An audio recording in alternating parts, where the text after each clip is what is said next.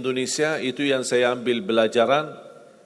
Kita orang Indonesia selalu harus dunia. Tidak ada akhirat sendiri. Dunia dan mau kaya di dunia kaya, selamat di dunia selamat. Jadi dunia itu harus dibawa. Kalau udah bahasanya akhirat, pasti orang bertanya, terus dunia kita gimana? Makanya begitu saya membaca sukses dunia akhirat, wah ini Indonesia ini.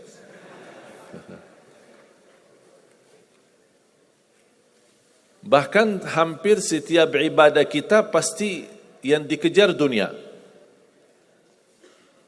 Saya sudah dakwah sebelum di Indonesia, di mana-mana, tapi baru pertama kali pas saya di Indonesia diminta amalan, gimana supaya dapat amalan mudah kerja, dapat amalan mudah urusan, dapat amalan lancar rezeki, dapat amalan. Jadi ujung-ujungnya semua untuk urus dunia. Makanya saya buatkan satu buku. Habis saya sudah fahami dan belajari karakter orang Indonesia. Orang Indonesia dah mau yang ribet-ribet, mau yang mudah, yang enak dan masuk surga. Betul? Makanya saya buatkan satu buku, 20 amalan mudah tapi pahalanya sangat menakjubkan. Mudah diingat, mudah dihafal, mudah diamalkan, tapi pahalanya sangat luar biasa. Bapak Ibu jamaah sekalian, kalau benar-benar ingin Anda sukses dunia akhirat, harus kita percaya sepenuhnya takdir. Kuncinya di situ. Percaya sepenuhnya takdir. Takdir itu menjadi salah satu rukun iman. Rukun iman ada berapa? 6. Rukun Islam? 5. Salat berapa waktu? 5 atau 4? Yakin 5. Soalnya benar tak salat subuh.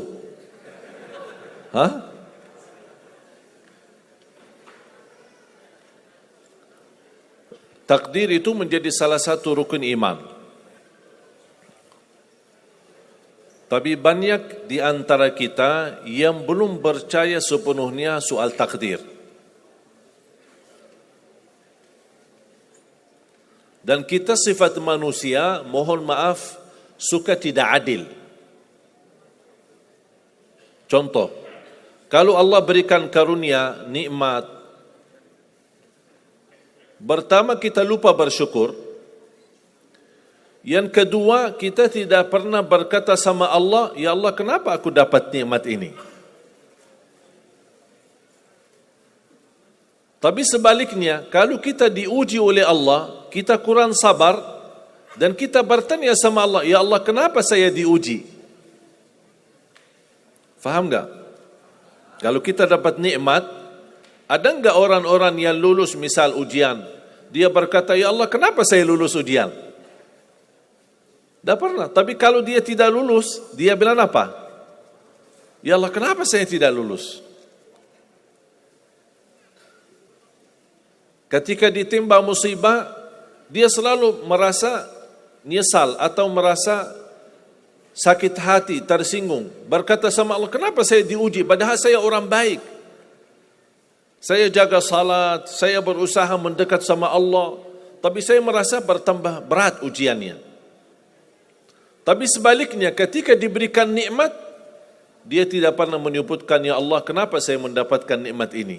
Kayaknya si fulan lebih fantas mendapatkan nikmat.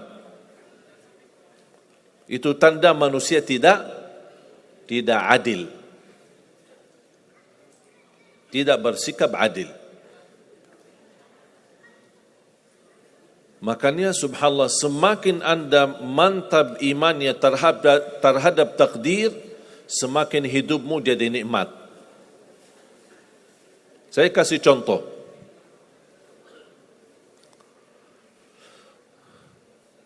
tidak ada persoalan masalah takdir baik.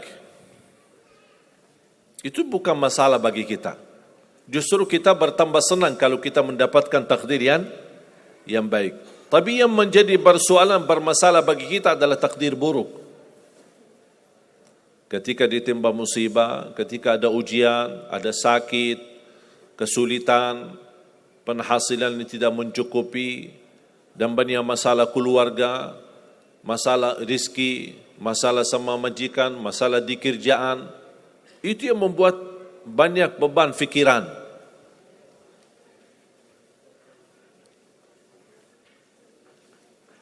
Tapi kita harus tahu, sebenarnya walaupun takdir itu ada baik, ada buruk, kenyataannya buruk, nampaknya buruk, tapi hakikahnya baik. Hakikahnya baik. Tapi kapan kita bisa tahu takdir yang buruk ini bisa menjadi baik bagi kita? Belum tentu sesaat terjadi ujian itu.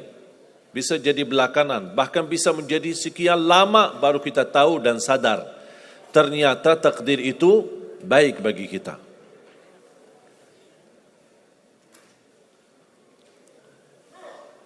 Saya kasih contoh melalui cerita. Saya buatkan satu cerita ingin memberikan pesan kepada orang muslim, orang beriman, betapa besar karunia Allah dan pertolongan Allah melalui takdir. Ada seorang berdoa, dan saya yakin anda semua berdoa. Setiap berkesempatan, setiap salat, setiap sujud atau tahajud, duha, pasti anda semua berdoa. Ada yang diinginkan, ada yang hajat-hajat yang belum terkabul, belum tercapai. Bertemu orang salih, bertemu ulama, bertemu habib, minta didoakan, tolong doakan, semoga lancar urusan saya, semoga dapat jodoh, semoga insya-Allah dapat keturunan, semoga hasil dan rezeki yang saya dapatkan menjadi berkah dan bermanfaat bagi saya dan keluarga. Ada orang berdoa kepada Allah Subhanahu wa taala. Mohon jamaah sekalian dengar cerita ini baik-baik, karena ada pesan hikmah yang kita bisa ambil.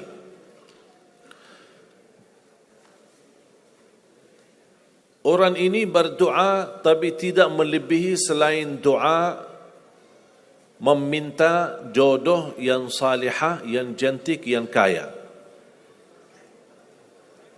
Itu aja doanya, tak ada yang lain. Setiap salat, ya Allah, jodoh yang salihah, yang cantik, yang kaya. Tahajud, ya Allah, jodoh yang salihah, yang cantik, yang kaya. Doa pas buka puasa, itu aja doa, tidak ada yang lain. Tidak minta ampun, tidak minta rahmat, tidak minta karunia, tidak minta keselamatan. Butuh banget ini jodohnya. Dapat rezeki sedikit, dapat kemudahan berangkat haji. Selama dia berhaji, selama dia tawaf 7 kali, itu aja doanya. Ya Allah, jodoh yang salihah, yang cantik, yang kaya.